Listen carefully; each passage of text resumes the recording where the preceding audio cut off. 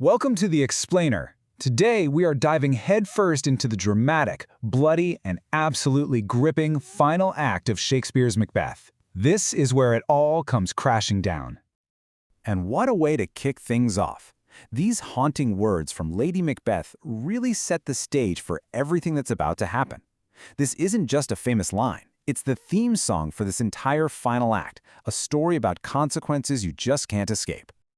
So, we begin with Lady Macbeth, and wow, what a change. Remember her from the beginning of the play?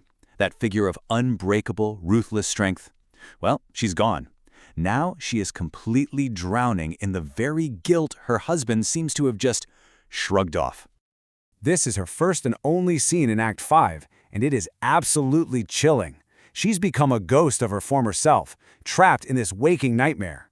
She insists on having a light with her constantly because she's terrified of the very darkness she once called on to help her commit murder. Her mind is just fractured, replaying her crimes over and over again for anyone to hear. And this comparison right here, it tells you everything you need to know. It perfectly captures her tragic journey. This is the same woman who once so coolly said, "A little water clears us of this deed."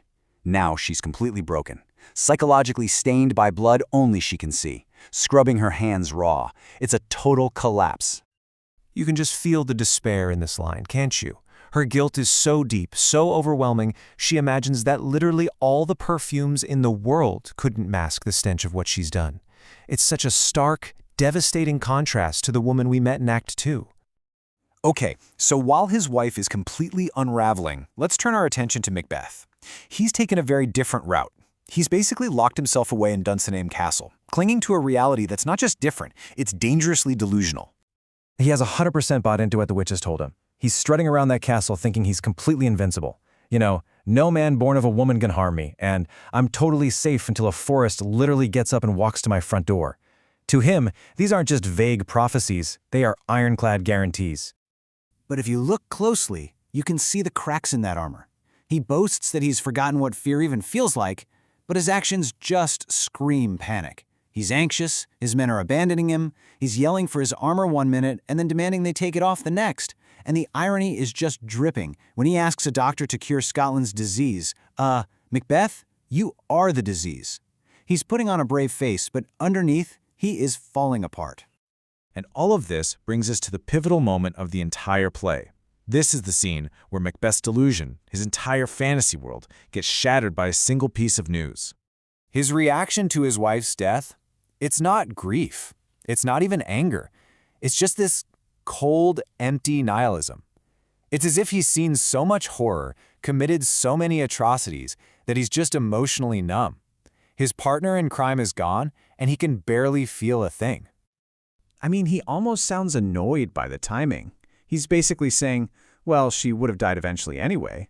Or maybe, I'm a little too busy for this right now. Whatever his meaning, it shows that his life has become so chaotic and meaningless that there's no room left for something as human as grief.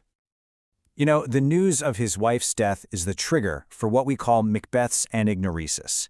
Now, that's a classic term from Greek tragedy, and it just means that critical, gut-punch moment of realization when a character finally sees the awful truth of their situation. They go from ignorance to knowledge, and for Macbeth, this knowledge is utterly devastating. And what follows is this absolutely brilliant speech that lays out his new, terrible understanding. He gets it now. All his ambition, all the murder, all the tyranny, it was all for nothing. Life, he says, is just a brief candle that gets snuffed out. We're just walking shadows. Our time here is like a bad actor who has his moment on stage and then is immediately forgotten. The whole thing, he realizes, is a meaningless story, full of sound and fury, signifying nothing. And here's the kicker. Right at the exact moment Macbeth realizes his life has no meaning, the prophecies that gave him all that false confidence, they start to collapse around him, one by one.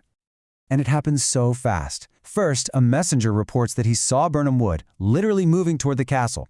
It's actually just Malcolm's army using branches as camouflage, but the effect is the same. Prophecy 1, gone. Then, in his final showdown with Macduff, he's still clinging to that last bit of hope. No man of woman born can kill him. And that's when Macduff delivers the final twist. He was born by cesarean section. He was untimely ripped from his mother's womb. Game over. He finally understands he's been played. The witches tricked him with their clever, ambiguous words. He compares himself to an animal in a bear baiting, which was this really brutal sport back then. He sees himself as a bear, tied to a stake, surrounded by enemies, with absolutely nowhere left to run. But in these last moments, even knowing he's doomed, something amazing happens.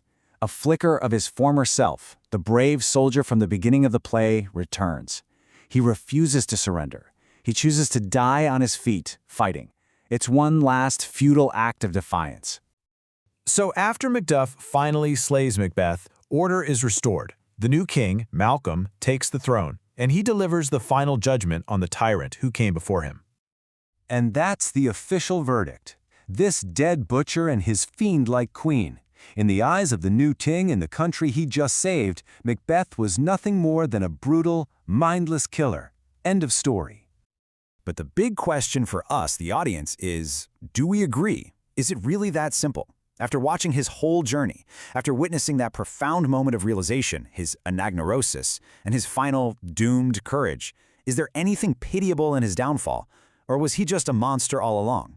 And that question right there is what makes this play absolutely unforgettable.